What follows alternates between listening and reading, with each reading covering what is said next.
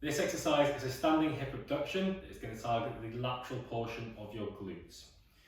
So what I want for this is I want a looped band, or I want some kind of band that I can tie in a loop. If you are using a straight band that you're tying in a loop, try and leave the tie in there so you can have a consistent band tension when you're doing this exercise. So to start with, I'm going to place the band around my ankles. And from here, what I want to do is I want to get into an athletic position with my legs. The best way to do this is imagine you're about to jump. From here, I want a slight bend in the knees, feet about shoulder width apart. And what I want to do is I'm going to grip into the floor, and I almost want to imagine that I'm trying to twist my feet outwards without actually letting them move. So I'm going to drive into my feet, twist them outwards. You should find that that makes your knees nice and stable from the side, and hopefully we can feel a little bit of engagement in those glutes. If you can't, don't worry.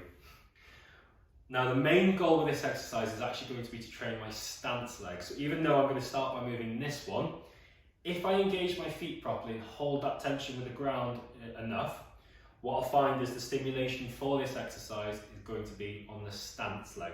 And that's what we want out of this. So what I'm going to do from this start position, externally rotate, grip that floor nice and strong.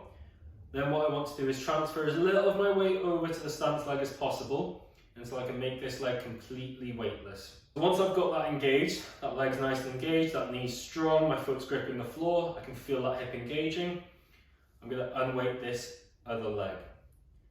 Now what I'm going to do is I'm going to abduct that trail leg and slowly bring it back in. And as I say, even though it's for me at the moment, my right leg that's moving, if I'm engaging with the ground properly, it should be my left one that I'm feeling.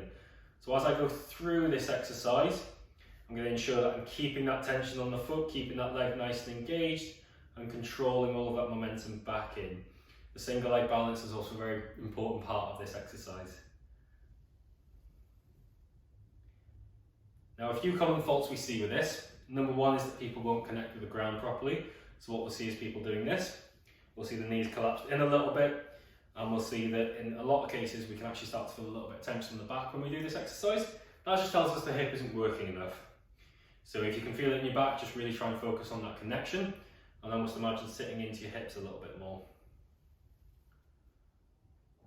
Once you've got that basic movement mechanic down, I want you to add an inhale to the exercise. So what we're going to do is I'm going to stand on that leg, unweight my other side, and then what I want to do is as I abduct that leg, I want to inhale through my nose, focusing on expanding my diaphragm. And exhale as I bring that leg back in.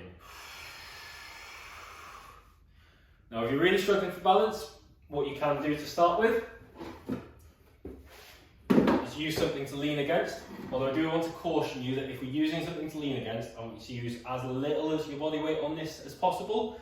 And we want to avoid just leaning over, as this is going to take a lot of strain off of that stance leg. So if I were going to stand on something for balance, it would be very minimal, and I'd make sure that it didn't affect my standing posture. So I'll get into position, and then if I wanted to control for balance, I could put a little bit of my weight against here. You can do the same thing with a wall. And then exactly the same, focusing on that connection with the stance leg.